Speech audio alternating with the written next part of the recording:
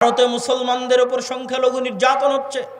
মসজিদের মধ্যে 4 জন মুসলমানকে গুলি করে হত্যা করা হয়েছে।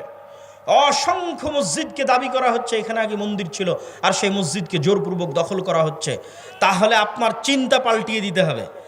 1947-এ যখন ভারত ভাগ হয়, পূর্ব পাকিস্তান এবং পশ্চিম পাকিস্তান তৈরি হয়, 1947-এ 190 বছরের ব্রিটিশ বিরোধী জিহাদের ফলে তখন অসংখ্য মুসলমান ভারত থেকে হিজরত করে পাকিস্তানে আশ্রয় নেয়। আপনাদের রংপুরের সৈয়দপুরের বিহারিরা মুহাজির, বিহার থেকে হিজরত করে বাংলাদেশে এসেছে মুসলমানদের একটা আলাদা ভূখণ্ড মনে করে। আর এই মুহাজিরদের সংখ্যা সবচেয়ে বেশি ছিল পশ্চিম পাকিস্তানে। পাঞ্জাব থেকে, উত্তরপ্রদেশ থেকে, দিল্লি থেকে লক্ষ লক্ষ মুসলমান হিজরত করেছে। তো হিজরত করার পর আপনারা পাকিস্তান স্বাধীন দেশ পেয়েছেন, বাংলাদেশ স্বাধীন দেশ পেয়েছেন, আর কয়েক কোটি মুসলমান ভারতে থেকে গেছে।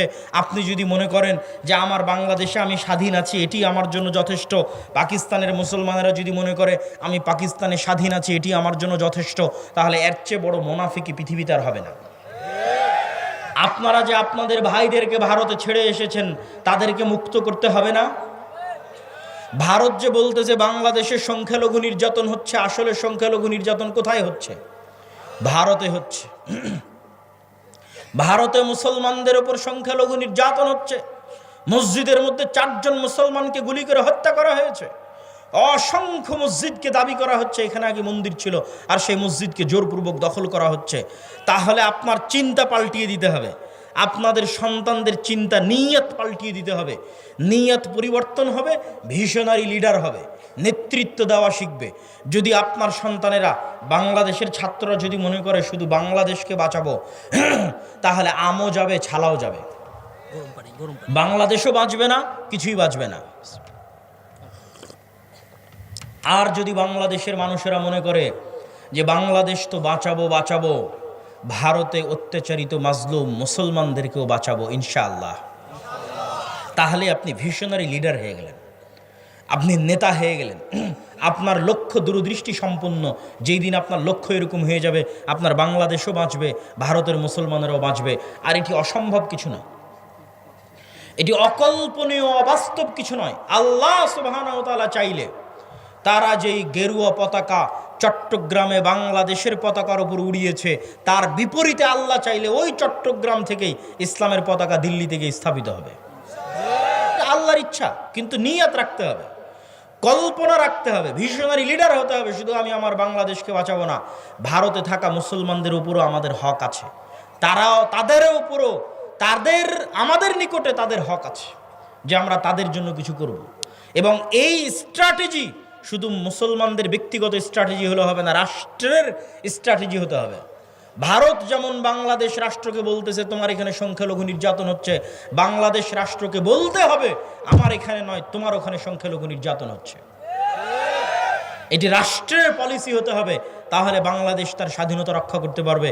আর আপনাদের নিয়তে থাকতে হবে, আপনাদের পরবর্তী বংশধরদের নিয়তে থাকতে হবে ভিশনারি লিডার, যে আমি শুধু বাংলাদেশ বা বাংলাদেশের মুসলমানদের বাঁচাবো না, বরং ভারতের অত্যাচারিত মাজলুম মুসলমানদেরও বাঁচাবো। তাহলে আল্লাহ সুবহানাহু ওয়া তাআলা চাইলে এই ইচ্ছা, এই আশা একদিন সফল হবে। সম্মানিত উপস্থিতি, বক্তব্যের শেষের দিকে একটু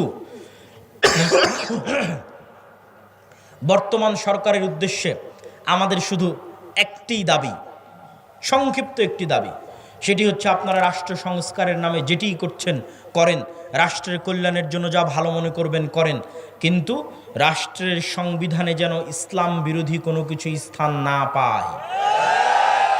সেকুলারিজমের নামে, ধর্মনিরপেক্ষ মতবাদের নামে বাংলাদেশের মুসলমানদের ইসলামিত্বকে ধ্বংস করার চেষ্টা করা যাবে না।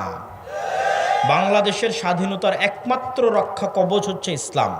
অতএব রাষ্ট্রের মূল পলিসির মধ্যে অন্তর্ভুক্ত করতে হবে, সংবিধানের মূল পলিসির মধ্যে অন্তর্ভুক্ত করতে হবে যে ইসলাম বিরোধী কোনো কিছু এই সংবিধানে এবং এই রাষ্ট্রে বাস্তবায়ন হবে না।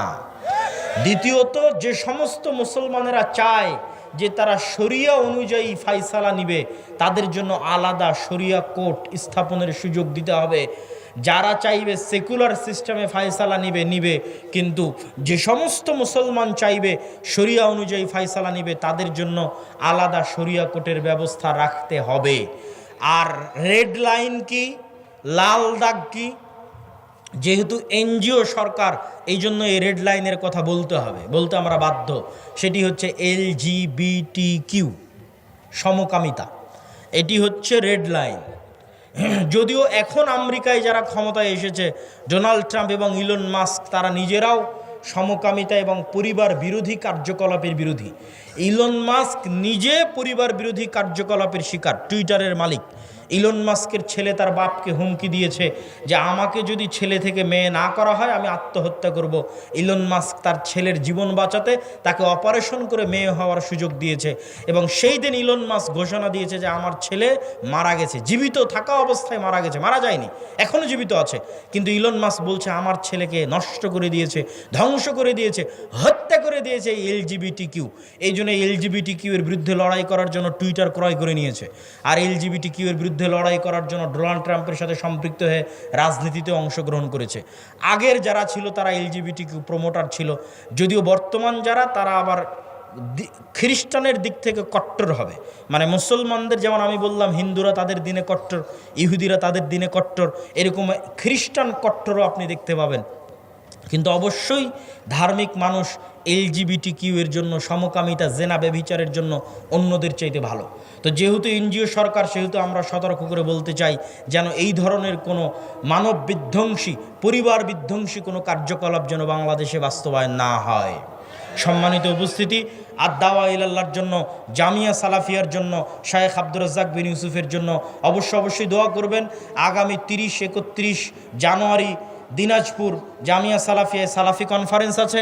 আজকের স্টেজে এই যে আজকে যেমন আলোচনা করলাম বাংলাদেশ নিয়ে, ফিলিস্তিন নিয়ে, সিরিয়া নিয়ে, এই নতুন বইটা ফিলিস্তিন ও সমসাময়িক মুসলিম বিশ্ব, এই বইয়ে সব আলোচনা পাবেন।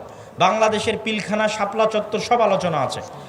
আর মাসিক আল ইতিসামের নতুন সংখ্যা এবং ডিসেম্বর এবং নভেম্বর আমার নিয়মিত সম্পাদকীয় পাবেন। মাসিক আল ইতিসামকে মূল্যায়ন করার চেষ্টা করবেন, নতুন বই পুস্তককে মূল্যায়ন করার চেষ্টা করবেন। আল্লাহ সুবহানাহু ওয়া তাআলা আমাদের এই সম্মেলনকে কবুল করুক, আল্লাহুম্মা আমিন। সংক্ষিপ্ত প্রশ্নোত্তর যা আছে সেগুলো দিয়ে আমি বিদায় নেওয়ার চেষ্টা করব ইনশাআল্লাহ।